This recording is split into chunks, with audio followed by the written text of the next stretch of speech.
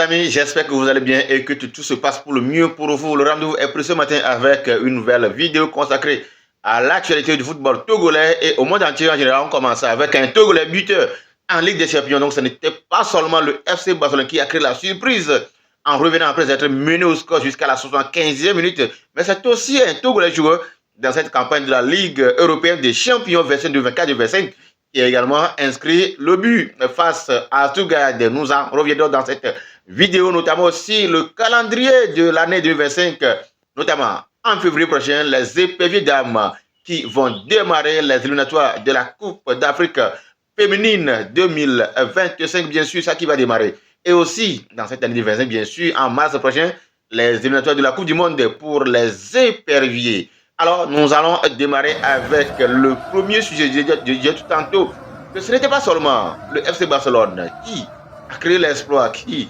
a fait l'énième remontada, puisque ce n'était pas le seul, mais il y a aussi un Togolais, un digne fils, Idjessi Meseko, qui jouait face à Stuttgart. Donc, Slovan Bratislava recevait à domicile Stuttgart de l'Allemagne, comptant pour l'avant-dernier, la 7e journée de ce championnat. Si on peut l'appeler un championnat, ce n'est plus la phase de poule, mais un mini-championnat de la Ligue européenne des champions qui jouait le mercredi dernier. Et donc, c'était le mardi plutôt. Et donc, à l'arrivée, le score, la défaite pour Slovan Bratislava est 3 buts à 1, défaite de 1 but contre 3. Mais, l'honneur a été sauvé, bien sûr, par un Togolais, Idjessi Meseko. Et je le disais, c'est un joueur qui a été prêté par Victoria Pilsen. Victoria Pilsen, justement, cette année qui évoluait au niveau de Europa Conference League. Vous voyez, parfois, il suffit seulement de jeter coup d'œil, vous allez voir que tout ce qui se passe autour de vous constitue plutôt un bonheur pour vous. Donc, au moment où Victoria prêtait Idjessi Meseko pour le Slovan Bratislava, c'est pas sûr que Slovan allait jouer la Ligue des Champions. Sinon, Victoria plutôt allait le garder pour Europa League. Et donc, Dieu faisant, donc le gars se retrouve en Ligue des Champions. C'est vrai que pour son équipe Slovan Bratislava, c'était pas ça, c'est pas une formation bien, une équipe aussi redouteuse, puisque d'ailleurs même c'est pratiquement en voie d'élimination, bien c'est pas en voie, c'est pratiquement éliminé de cette course. Mais ce qui me plaît de cette équipe, c'est qu'à chaque match, ils font le boulot, hein, ils marquent, ils gagnent. Et ça c'est ça le football, et c'est ça l'apprentissage. Et aujourd'hui, avec ce Togolais Idjessi, et pratiquement à chaque match, hein, il a quelques minutes d'ici par là, il graine à chaque match. Je crois que, et ce qui est bien dans ça, il a à chaque minute qu'il trouve, il en profite très bien. Donc aujourd'hui, on ne peut qu'être fier et lui souhaiter bonne chance et pour la suite. On aimerait voir encore d'autres comme certains qui ont réfugié au niveau des États-Unis d'Amérique pour la MLS. Désolé, mais pour d'autres qui sont encore en Europe, qui veulent encore profiter, je crois que c'est le lieu de leur souhaiter bonne chance. Et je vous dis justement dans cette vidéo que vous pouvez quand même faire beaucoup d'opportunités à travers ce genre de match. Et je vous mets le lien de description en vidéo. Vous pouvez aller jeter un coup d'œil. La deuxième information concerne, bien sûr, ça concerne l'équipe locale, l'équipe nationale féminine. Ce n'est pas l'équipe locale a été éliminée du Chien. Donc l'équipe nationale féminine qui se prépare avec déjà le premier stage conduit par la sélectionneur Tometi Kayi en marge des préparatifs pour les éliminatoires de la Coupe d'Afrique féminine. Donc les éperviers dames ont rendez-vous bientôt à partir du 18 au 25 face au Djibouti, comptant pour les éliminatoires de la Coupe d'Afrique féminine. Donc, à ce niveau, je crois qu'il n'y a pas grand-chose. C'est vrai qu'on a été heurté face à une équipe tanzanienne la fois passée qui nous a posé des problèmes en nous éliminant. Mais je crois qu'aujourd'hui, face à cette équipe djiboutienne, avec une trentaine de joueuses togolaises aujourd'hui qui jouent un peu partout dans le monde, surtout en Europe et c'est conso au Maroc. Donc, je crois qu'aujourd'hui, on n'a pas de souci à se faire par rapport à cette campagne d'éliminatoire face au Djibouti. C'est vrai que cette équipe djiboutienne, qui est coachée par un Togolais également, Jonas Kokukomla, mais je crois que ce n'est pas le nom du coach qui va nous faire peur, mais la qualité de l'effectif féminin que nous avons, ça peut quand même apporter un plus. Et je crois que Jonas Kokukomla aura forcément du pain sur la planche. Alors, on va finir avec les éperviers même, les hommes qui vont aussi revenir en mars. Cette fois-ci, c'est pour les éliminatoires de la Coupe du Monde hein, 2026. Et donc, le Togo, qui va commencer par recevoir, dans cette Coupe 2025, la Mauritanie, avant de s'envoler pour aller jouer plus tard les Lions de la Teranga. Vous savez que le Togo avait tenu un échec, le Sénégal, au stade de Kéké, c'était comme à 0 but partout. Et donc, après avoir accueilli la Mauritanie au stade de Kéké, ça sera la deuxième sortie en mois de mars. Hein.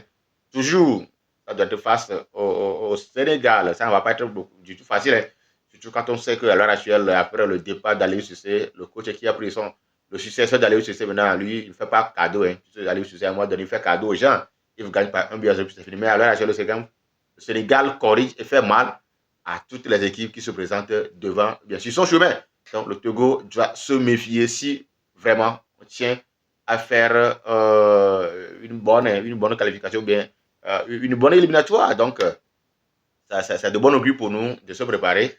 Et nous allons finir avec la Champions League dont j'ai parlé tout à l'heure à l'entrée de la vidéo que la 7e journée a été disputée les mardis et mercredis. Donc, vous connaissez déjà les équipes qui devraient quand même gagner coûte que coûte. Il s'agit de la rencontre Paris Saint-Germain et Manchester City. Je croyais que Manchester City, avec ses prouesses en première ligue, en atomisant il pitch 6 buts à 0. C'était un réveil pour aller quand même aller chercher des points en Ligue des Champions.